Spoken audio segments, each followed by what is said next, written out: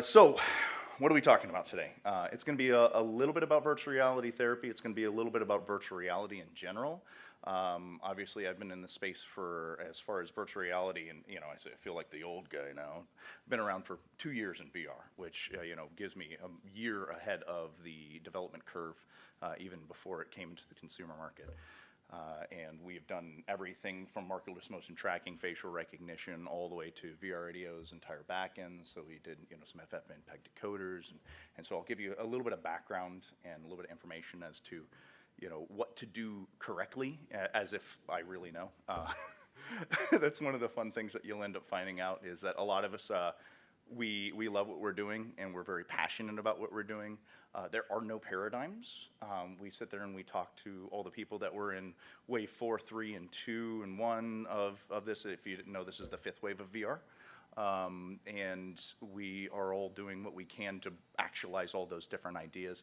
But we're going to cover that, and then we'll also cover, how virtual reality therapy can be utilized and used in our current environments and modality sets so that it can continue towards a consumer market so that more people can get help and healing as they go along. So virtual reality therapy, tech for a better brain. So once again, a little bit about me. I'm a CTO. I spent 10 years in the video game industry. I specifically was a technical artist. Every technical artist is a little bit different. I've been told it's kind of like a unicorn, it's kind of like this, it's kind of like that, but in the end, each one of us come with a different mindset and skill set. A lot of us come from code side, I came from the art side, and we are capable of doing art, code, design. My specific skill set end up working on device-specific optimization. I did a lot of interdepartment liaison work, so I'd work between code, art, and design and make sure everybody understood what was going on. You sit there and you talk with a coder. Coder's not going to be able to talk to an artist most of the time, and a producer's going to sit down and go, hey, I just want X, Y, and Z done. Why did this take another week?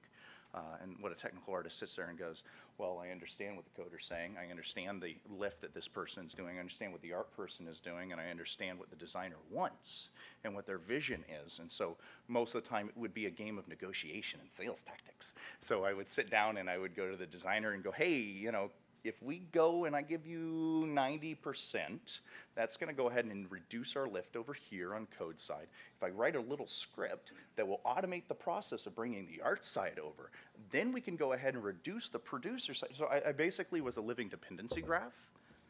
Nevertheless, it was a lot of fun. I did a lot of automation, and of course, doing a lot of device-specific optimization made it very helpful going over to the VR environment. As you know, our market segmentation is giant. Like, what headset are you on? I don't know. It's the flavor of the week. It's whoever will pay me to switch over. So that's, yeah, get used to that one. So own 2 different studios. One of them I'm CTO at Underminer, which was the company I was talking to you guys about before. We do anything that's leading edge technology, actualizing hopes and dreams, I guess is the best way of saying it. A lot of times I come in and they consult me and they go, hey, I have this really cool idea, but it's D. How do I get from A to D appropriately? Not only that, my budget is, this big. Has anybody seen the image online where it's, this is what the client wants and it's the lion from Pi, and this is what the client gave us and it's a stuffed animal? I'm that guy. I'm that guy who came in and was trying to help out and trying to make that happen. I've turned that into a studio. And then what Itigo does is we do virtual engagements. Basically, the entire idea is we want to democratize mental health. There's a big issue that we have in the United States that mental health is not only not accessible, it's unaffordable. Most people would rather, have their teeth pulled than go see a psychologist. And then, of course, on the same side, who has the time? You spend an hour out, and then most of the time they're an hour late. And then by the end of it, you're 3 hours out of your day. It's a very interesting thing. So we're leveraging as much of the technology that we can to go ahead and actualize that. So what is virtual reality therapy? And this is our Wikipedia one, which basically says that virtual reality therapy is a use of psychological or occupational therapy in which patients receiving virtual reality therapy navigate through a digitally created environment to complete a specially designed set of tasks that are tailored to treat a specific ailment. And what does that, that one got taken out. So what does that mean? What does that really look like? In our specific engagement, what that looks like is you end up taking an individual, someone who has, let's say, fear of heights, and that's what we're actually going to showcase today. Somebody who's afraid of heights, we're going to go ahead and put them into 4 separate levels. Level 1, it's very innocuous. It's not much like your fear or phobia. It's not much, realistic as far as the visual quality goes. And then once you start ramping it up, level 2 becomes more realistic. It becomes more like your fear and phobia. 3 and 4 becomes into that world where it's something that even if you are not necessarily, you necessarily don't believe that you're afraid of heights, there's a pretty good chance that you end up having an issue of some sort. There are a lot of people that sit there and go, I'm not afraid of heights, I have no issues, and I don't believe I'll ever have any issues. But being able to get into a world where your life is faced in front of you, something that you would never end up doing in real life, and being able to break through that boundary is something that's very helpful and healing for most people. As well, what we also have is psychoacoustic audio, which is sound that goes ahead and, based off of tones that are above and below the human registry of sound, allows you to have an emotional response. So if you're in a fear and phobia world, of course we're trying to amp up that feeling, give you anxiety, give you a sort of feeling so that whenever you actually have a mental response, which actually goes into your fight or flight reflex, you're actually trying to suppress that as you're going along. As well, we also have calming worlds. So if at any point in time you don't feel like you can face that, you're able to jump back over there and be able to deal with it on your own pace. And so that's really what it is in our visualization of it is a self-led care, so that people can get the help that they need, which is sorely needed in our environment and society. So virtual reality therapy by the numbers. According to the US government and some of their recent studies, it's 90% effectiveness. And so what they had done is they did a study where they took people who had PTSD, these would be servicemen, and started them out, and there are a number of different checks of this is PTSD, and below this many checks you don't have it, above this many checks you do have it. After a 2-week period, the number of people, 90%, were below that number of checks. On top of that, the estimated cost is $467 billion this year. Every time I look at that, I have to reread that, making sure I'm saying it correctly. $467 billion. That is just what we spend on mental health care. That doesn't count mental health days. That doesn't include family members who have to help take care of them. That doesn't include depression. A sad worker is not an effective worker. These are very dangerous things that we don't face in society. We don't talk about mental health. If I cut off my leg or my arm, someone gets it. I get a parking spot. I have something, some way to help me out. If I'm depressed, what is there for me? So we're trying to obviously help save that. And then 1 in 5 people have mental health issues, is what's stated. So why use VRT? Obviously, it's a technology that can make a massive difference. It can be spread out to a larger number of people using powerful visuals and feedback. If you're actually very good at doing visual feedback, which most of the people who are starting to get into the space are really able to push that, you're able to go ahead and immerse people further. So what it ends up feeding back into is that you have an entire world that is digital. It's a safe place, whether or not they're facing a fear and phobia, while at the same time you're able to push that basal response, that response of fear and phobia onto that person. So it's a nice safety feedback loop of, this is my fear and phobia, I am facing it, but I know it's not real, and I know at any point in time I can leave that fear and phobia, and I can face it whenever I'm ready. So it's another tool as well. I think one thing, and I've been asked this a number of times from different psychologists and psychotherapists, and continue on, and anything with an "ist" at the end of it has probably asked me this, is why are we trying to do this? What are we trying to do? And in the end, what we're trying to do is we're trying to reach that group of people that wouldn't have gone to a therapist in the first place. And also, this is kind of a gateway. You know, if you get in there and you're like, wow, you know, I have some pretty innocuous things that I'm able to deal with. I'm able to go ahead and self-care, you know, fear of heights, arachnophobia, but I have some really big issues that I probably need to talk to somebody about. This opens up the doors for an individual to figure out that, yes, maybe they do have a psychological issue, that they need to see a trained professional and an individual with the skills and experience to be able to help them work through that. So for those people that are able to actually use more aggressive forms of psychotherapy, if you're talking about somebody who is a therapist. So we're talking about being able to push that through that way. So how does it work? And this, I've touched on this just a little bit back and forth. What you have, and this is a really cool term, galvanistic vestibular stimulation. So what that is basically a human feedback loop. As I walk forward, my vestibular system, which is my sense of balance and my sense of presence and well-being, sense of being, so I apologize, says that I am here and I am in this experience. Because my balance sensor says I'm here, because my visual feedback loop says that I am moving forward, my body believes that I am moving forward. Therefore, I believe I am present in the system. And then the other one is vestibular destimulation, which basically goes down to your amygdala, which is that fight or flight response. So as you're going along, and we're starting to show you a more and more like your fear and phobia experience, it becomes more and more visually accurate and visually acceptable as a real environment. Your entire amygdala system sits there and goes, oh, well, I know how to deal with this. I've dealt with this before. Let me go ahead and start to calm down a little bit. I can deal with this. I'm cool. So as that starts becoming more desensitized, it's easier for you to go ahead and go through these environments. All right. So this is where it comes really fun, and this goes back to my fun experiences and the reason why using somebody who knows a lot about VR and has been doing a lot of VR work is very important. What increases immersion? So to be able to get a good VR therapy environment, you actually have to be able to increase immersion, make it to where people actually believe they're there. The more that you do that, the less you break the reality, the better that it is. So doing things like physical objects, having hand tactile, the Vive does it very well with their hand controllers. I wouldn't say it's the best.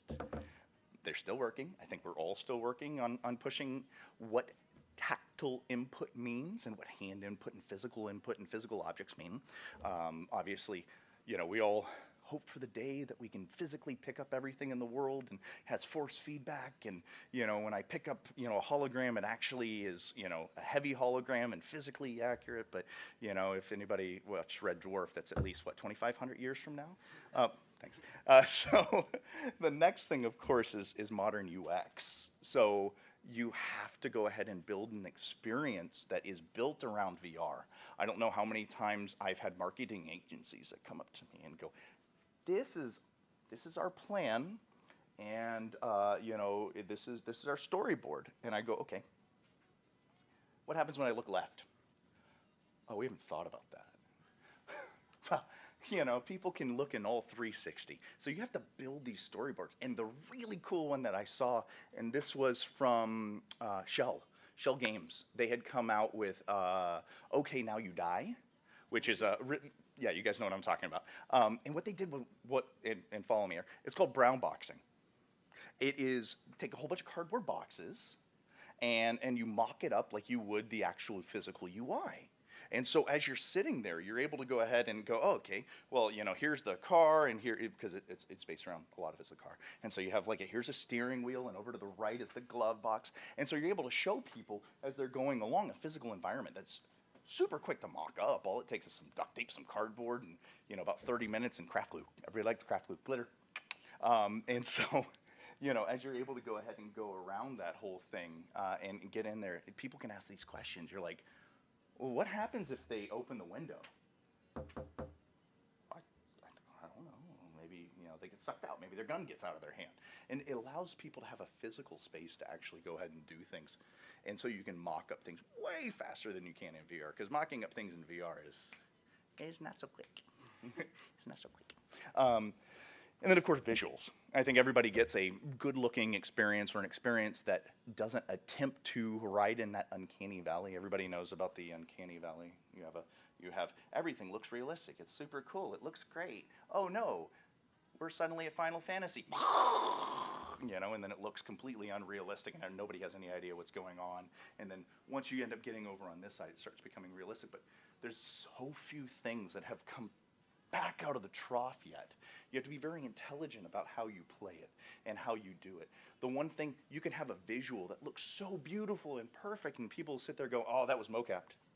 Oh, that doesn't look real because the skin lighting isn't just right. It's so difficult at this point in time. So to be able to push visuals is this lovely dance, especially because more than a third of your computer is entirely taken up by just running the VR experience, which is fun. So what breaks immersion? And this one's really fun, and you see this all day long. I can tell you 9 out of 10 games on the Steam store that have VR anywhere in the title are doing this. And it's unrealistic situations. There are a lot of people that are doing, and they can be fun in games, where you're jumping using your hands. And if you do it right, it's great. But there's that nasty balance between, yes, I'm doing it quite right, but because it's so mind-blowing and my body doesn't understand what's going on, I never end up getting fully immersed in that environment.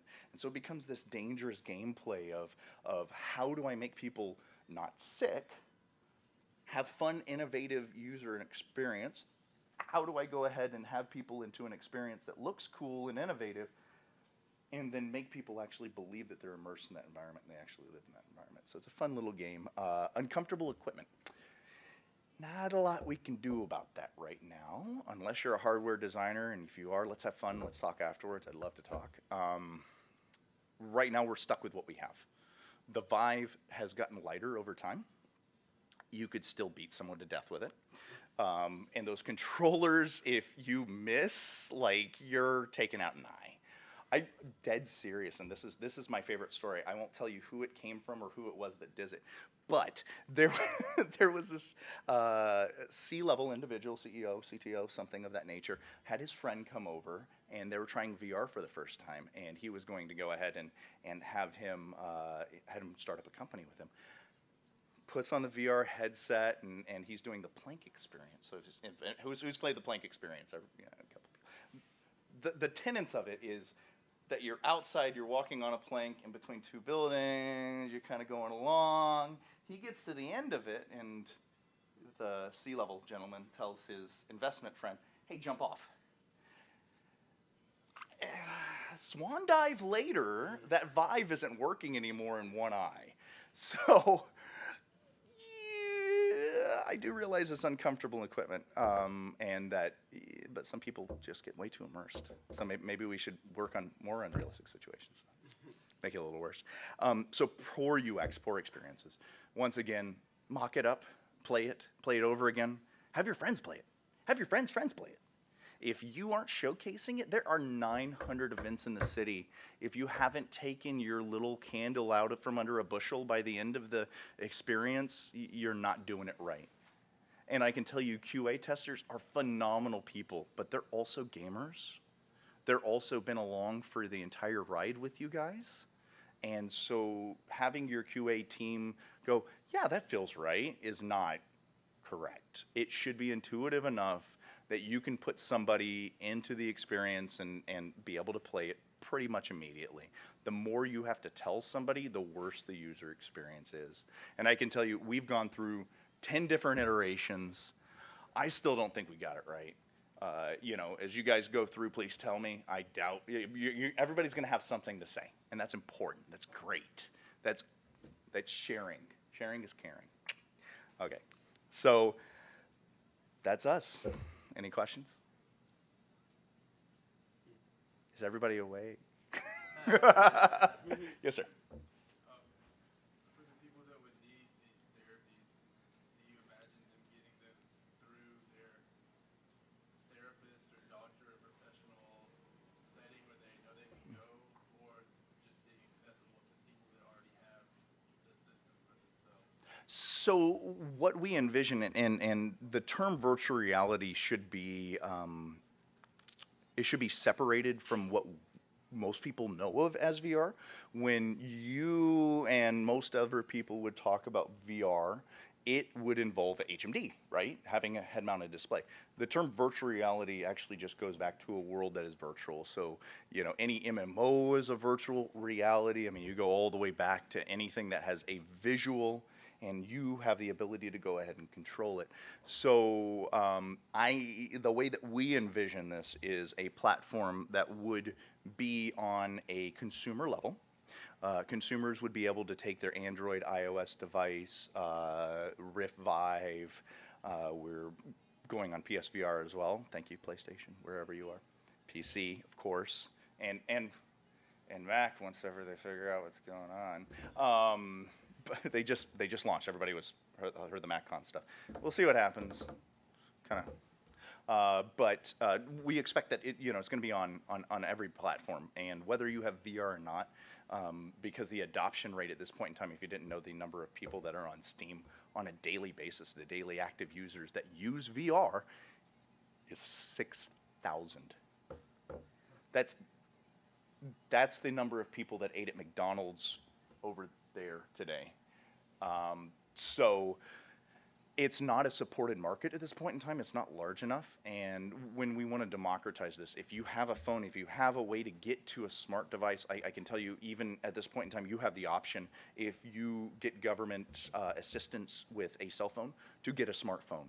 And so we're going to run on a device that will be that old. I come from social mobile. I got no scares in that. That's not a problem for me, especially because we built it for VR and same quality, just right across. But we expect, starting off, it's going to go to a consumer market, and then eventually we do want to do a therapist version that will be less innocuous, much more physical trauma, sexual trauma, that kind of world, something that self-care isn't exactly appropriate for, and then allow take-home care. So there will be two separate verticals that'll be working in tandem. Yes, sir. And on the non-therapy or the not in the office version, is there like a mechanism for feedback or like talking to somebody, or is there like voiceover? Like, how are the typical elements of therapy in there as well, or is it entirely visual? So there are a couple of different models of therapy. The one that you're looking at is and I may be wrong at the exact term, person to person. It's also known as CBD, which cognitive behavioral therapy, which involves speech back and forth. You can do an immersive style of therapy that doesn't involve speaking. And if we utilize, and what we are planning to do is have speech that's in there, because sound is very important. About 60% of your information in a three-dimensional environment comes from your auditory cues. So it's a very important thing for that. And so what we're expecting is that we're going to have a speech kind of interface, but very little of it's going to be, how about you talk back to me? And we can do that, with Google's API. Like there's so many different. How does that make you feel? But Why don't you just tell me the name of the movie you want to see? Yeah, right. And we'll show that in the background. But it's all doable. I mean, we're part of the Intel Innovation team. We can get our hands on some really crazy AI stuff, but that's not something that I see as necessary at this point in time. Now, taking the analytics that come back, of course, I'm going to do that all day long. Analytics of how long somebody's been in this level, how long somebody plays the project, how long somebody is in this vertical, how long somebody is in that fear, how much, this person is, looking around. All of that information is very useful, and we can learn a whole bunch about all of those different stressors, and we can feed that all back into how we change the environment. But to have a voice sensitive back and forth, what if it screws up? That's where my world is. I do enough AI that I am at that point where it's about 80-ish% right, and that's just not there enough for me right now in this methodology. Sure. Now, if you're talking about sales and there's like 900 other verticals, yeah, I get that. But this is it's a little more safe world kind of thing. So let's be a little more careful. That's where I'm at. So, yeah, because initially when I thought virtual reality therapy, I thought there would be like some sort of virtual room where you're talking to somebody, but all the virtual chat rooms I've seen are very laggy and annoying, so I wasn't sure. Yeah, no, there are actually a couple of different ones that you can go out there, and they run on these massive databases that will never be able to run on your phone. And if we wanted to really, really do it and get somewhere in the neighborhood of a really good experience, man, your data bill is now 3 billion gigs for this week. You're like, oh, well, at least I'm better. Got to learn how to pay for that bill, though. A telemedicine component Yeah. is definitely a potential in the long run. It is. Telemedicine is doing a lot right now. It is a little bit dangerous, though. There is no, telemedicine. Like getting pills over the phone, or No, or telemedicine is talk like it's what Talking, we're talking about. yeah. Like talk therapy. Yeah. Like they have apps for Mhm. you Sure, can sure. sign on and like therapists are Yeah. available. They're advertising that like crazy on Yep. Facebook. Yeah. Or you Yeah. could be diagnosed by someone, Mhm. treated by someone for Yeah. like general. That's more what I was illnesses thinking. and Like it stuff would be a person So- on the Mhm. other end. And there's also a speaking. possibility for that kind of There is. integration in the long run. That's not something we're looking at right now. Yeah. Right now, we're Yeah. definitely aiming more towards self-directed care. Cool. And there is a reason for that as well. Right now, insurance companies won't, and nobody's found, like, I've talked around to a bunch of different people, insurance companies aren't reimbursing for that.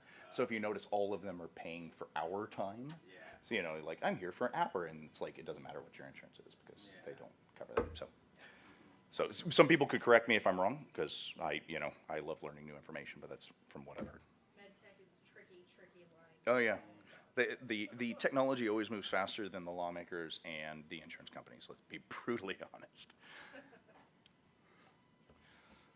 Yes, sir. So the first visceral experiences that most people have in VR, I think, are the edge of the cliff experience of the cat scare. Yeah. So this seems like a obvious entree to self-care. What other ideas do you all have for how to expand this Of course. to other experiences, other phobias, other issues that may need treatment? Yeah, the next two that we're actually working on are claustrophobia and a firefight simulation. So claustrophobia, as we know claustrophobia, is tight rooms, tight spaces, although it is more often presented in more of an agoraphobia style. Open rooms with lots of people and tight areas where people are, all bunched up. So we're going to end up doing an experience like that. The occupational therapist that we do have on staff, he's an owner, I apologize. He spent 20 years in the Army, and one of the major things, because he was doing AR and VR technology for them, was that when guys came back, they're very amped if you go to like a supermarket or if you're going to, a show. And the reason why is, if you're in a firefight area, your entire world revolves around, is this person going to hurt me? Is this person not going to hurt me? They look like me, they're dressed like me, I'm good. When they're in an environment that's not like that, where everyone gets to dress the way that we want, who's friend, who's foe? And so, and of course, I'm not a therapist. This has all been told to me by him. So if I mumble words or I misword things, I apologize. So what the idea behind that is to go ahead and allow people slowly to ramp that up and be able to go back out again. And then, of course, the firefight simulation. I think we all get that one. More long term, we're talking about aging diseases, Yes. autism, any kind of like behavioral stuff, sort of ebbing into these more like complicated issues where we'd be bringing on people that are experts in those fields to make sure that we're dealing with the most broad audience that we possibly can. We're focusing right now on PTSD, fears and phobias, primarily because our ownership team has experience in this area. As well, there's almost nobody that's doing Yeah, it. yeah, It's us and Skip. There's not a If anybody lot who of Skip Rizzo people is. in the treatment space, for sure. Good guy. Yeah. But so to go to those verticals and to continue answering your question with his, how do we deal with aging diseases? One of the biggest ways that they're working on right now to go ahead and keep somebody who has Alzheimer's dementia from continuing to slide is remembrance. You sit there and you remind them, here's what you did, here's your life. That's a really depressing thing for a normal person to do on a daily basis. So if we can remove that human element, they never get mad at you, they never have that issue, you're always able to refeed that mind, able to feed those experiences. That's a very powerful tool. And then the same thing with desensitization, if we're talking about anyone with autism. Anybody on the autism spectrum can be with that same, because they have this fight or fight response of, I'm overwhelmed with sound, how do I deal with this? So same exact thing, we're going ahead and taking that response, we're bringing it back down, we're putting them into loud, overwhelming environments, and how do I deal with that on a regular basis, and how do I socially deal with that, because that's some things that a number of people, of course, on the autism spectrum end up having issues with, is social response. What is the socially appropriate way I'm supposed to do this? And so how do we do that? So, yeah. Yes, miss? I have a question. Earlier you mentioned also depression, Yeah. and I was wondering if you had any ideas on how to approach that with virtual reality. Of course. Health and wellness and meditation. So a lot of, and it all kind of goes in that same environment. A lot of people, unless you are on the clinical level of depression where it involves a chemical response where your brain ends up having an issue, a lot of it is more deeply rooted in other issues that you've had throughout your life, whether it's childhood trauma, sexual trauma, and you can continue down that realm. Once you go ahead and you alleviate those, then depression tends to not alleviate, but lighten. There's still always going to be, and we're not talking about here's my snake oil, here's the cure-all. I get it. I realize that it's not going to work for everybody. Not everybody's going to get healed. But what we're trying to do is help alleviate that. And then with the health and wellness, meditation is shown to increase gray matter. And allowing somebody a space that is safe, that they believe that they are in, that is not their current environment. You remember the rat park therapy, or the rat park? What was it? It was a whole trial, I guess is the easiest way of saying it. It involved drug use. They had a whole bunch of rats, and this is years and years ago, and the whole thing back in the 1960s was, rats will choose heroin 90% of the time, and they'll end up killing themselves. You remember those ads and that whole concept of adverts. There was a whole nother school of individuals that said, well, rats are really social individuals. These rats, they don't like to sit there in this really terrible environment. They're in a cage. If I were me, I'd probably sit there and suck on some heroin and make my life just a little bit better. Let's be brutally honest. And so, and I do realize, we're stepping into a territory that is hotly debated. But what the rat park test showed is they took these rats and then they stuck them in this happy environment. So they had these rats that were double the amount of time. It was about 90 days. And they go, okay, these guys are really jacked up on heroin. We're going to throw them in and see what they do. And so they're inside of this happy area with wheels and a bunch of other rats, and over time most of them wean themselves off. They end up getting better. And then at that same time they go, well, that's not enough. Let's go ahead and let's take some of them, let's get them really jacked up, and then we'll go ahead and we'll put them in with them, and then we'll keep switching them out. And then over time they just continued to start making themselves better and started healing themselves. So the hope is that by giving someone a place that they can heal themselves and they can feel better in, and that maybe it's not the same world that they currently live in, maybe they won't want the heroin. Maybe they'll feel better. Yeah.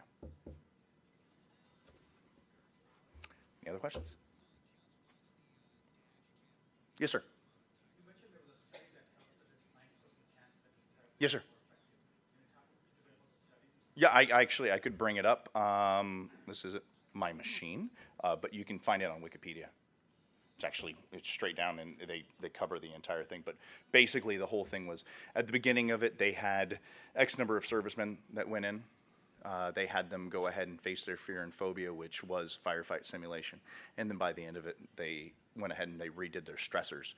There was an X number of things, check marks. It was 14 that specifically said that they had PTSD. Anything below 9 was considered no longer an individual PTSD.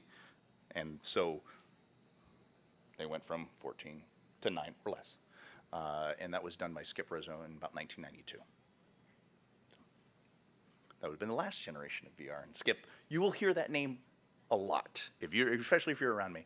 Skip's a really nice guy. He's not what you expect. Go up to him if you ever see him and you're like, oh, that's Skip. Just go up to him. Super cool, SoCal dude. Like, really nice guy. Really nice guy. Yes, miss. I was wondering how big is your development team that's working on these projects, and also what languages Sure. It's all Unity. And right now, the team is just 4 of us. There is myself. We have a UI UX designer, which is Alex. She also has a background in architecture and interior design, which you have no idea how useful that is in VR. Because I don't know about you, I've been making doors for a long time in games, and you're like, of course doors open like this. And she's like, yeah, no, doors don't do that. And then you just walk up to a door and you're like, all right, I'll go recode that door. I'll be back. So, it's a really common thing. Or I'll do like, emergency. And I did this for Intel. I had these emergency bars for somebody not to fall over, and she was like, yeah, no, someone's gonna trip on that, fall and kill themselves. So there's a lot of things that are like that, just the scale and size of things, making sure that there's appropriate lighting and appropriate emergency things. And then we also have our occupational therapist. He spent 20 years in the Army doing AR and VR technology, helping wounded warriors.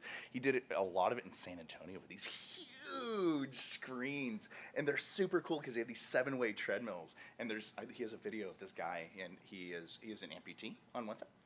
And he's walking along, and he's teaching him how to walk with his new limb, and showing him how to do that, and pointing as he's going along. All right, we're going to stop, we're going to point. And then he took him to another, like a kitchen environment. He's like, well, go ahead and get some food, go make yourself some dinner. And they're all, it's all AR, VR, like, super high-end government tech. Like, this is the cool stuff, stuff we all want. Not too far away, not too far away. And then, of course, our last one is Adrian Resendez, and he deals in immigration law. And where he comes to play is people who are minorities are more likely to have mental health issues, less likely to seek mental health. And a lot of it comes to environmental factors and socioeconomic statuses. And so we have him to help us break through boundaries and barriers, because most of the time they don't want to talk to me. Let's be honest. So that is our team on that. And since it's Unity, it's C#. Any other questions? I missed the hand. Yes, sir. I'm just wondering, how long have your therapies and solutions been out on the market, and what phase are you in? Are you in the research development phase, testing phase, or do you already have some established products out there? Yeah, we're actually going to be spreading out the different platforms that we're on. Right now we're on Vive and PC, and I'm finishing up the Android version, and then I'll be switching over to iOS, and we're going to be pushing to all the stores coming up. So we are currently in a friends and family phase. We have a full vertical slice, but I need further traction to go ahead and get a higher level of investment. We're seeking $1.5 million, $3,000, which ends up being about a year and a half of development for us, and we're expecting to go ahead and get 2 modules a month based off of current projections and current capabilities, and hiring up a team of about another 6 individuals. So, yeah. And yeah, that kind of, my other question is like, financially, if only 6,000 people are Exactly. like, where are Exactly. people just investing on this on faith that VR is going to take off? So,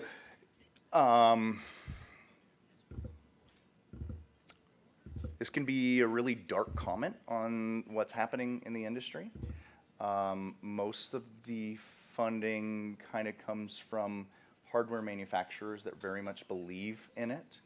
HEC puts a ton of energy behind pushing and making sure that the technology, and HEC's, tell you the truth, if you get buddy-buddy with HEC, these are the people to get buddy-buddy with, for sure. Their belief is it doesn't matter what's happening, as long as you're pushing the technology, it's going to end up coming back to them. There are other companies that are out there that are going, hey, where's my nut? Why am I helping you out? But a lot of the money is coming from hardware manufacturers at this point in time. A lot of the rest of it is coming from speculative future development. And it's not 6,000 users, that's 6,000 DAO. That's daily active users, or 1.5 million users that are on Steam at this point in time. Which means all throughout all of the different platforms, we'll end up looking somewhere in the neighborhood of, really sadly, about 10,000 daily active users, and somewhere in the neighborhood of about 2.5 million fully done units at the same time. But if you're talking about pure VR as people conceptualize it at this point in time, if you're expecting at the end of the day that you're going to make money, you're wrong. Flat out. There are very few projects that have made more than $1 million that are on Steam. And I can tell you, there are more than 100 different projects that made more than $1 million that were not VR on Steam last week, let alone this entire year and 4 months that we have now been in VR. So I'm not saying don't make VR projects. I'm saying make VR projects. Be the innovators. Push it. Push the technology. Push the world. Keep your day job. No. I can definitely say the people who are in it right now are going to be the people that are going to be in it later. If you can survive, and this is from Forbes, if you're a VR company and you can continue to cockroach until the very end of it, then you'll be good. That's from Forbes last week. So that's the reason why we are expanding as well, and we're talking about non-traditional VR platforms. But we are still continuing to support VR because that's where our hopes and dreams are, and we believe in it wholeheartedly. But on a monetization standpoint, it is just not quite there. The main market segment is mobile. Yes, 98%. Absolutely. 98%. The 1% market penetration for like your standard HMD is PSVR. Yep. And that's because you have to buy a $300 headset and plug it into the machine you already have in your house. Yep. Most people already have in their house. So that being said, that's going to be a very important, portion of the market segment. But development on PSVR is tough. It's tough to be a developer for that. So it's a process. But. All right, gang, well, we're going to have to go ahead and wrap it up. So if you all would join me in thanking Tim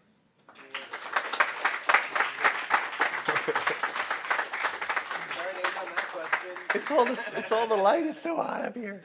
It really is. It's hot out here too. Is it? Okay. So really appreciate